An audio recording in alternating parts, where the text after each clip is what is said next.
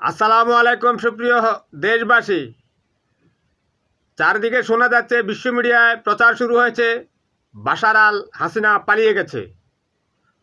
তবে তার অন্তর্বর্তী সরকারের দায়িত্ব পালন করবে বাশার আল আসাদেরই প্রধানমন্ত্রী গাজী আল জালালি। বুঝতে পারছেন তো? এই লোকগুলো সবসময় রেডি থাকে, ওই মানুষজন জীবন দিয়ে লড়াই করে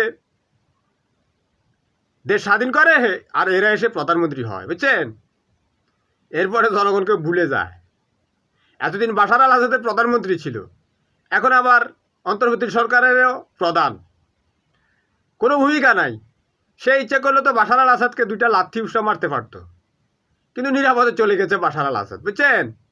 কোথায় বাশার আল হাসিনা? এখন সম্ভবত ভারতে যাবে হাসিনার সাথে দেখা করার জন্য। তবে সবাই নির্যাতিত নিপীড়িত সিরিয়ার মানুষ ভালো থাকুক, আমরা সেই কামনা করি।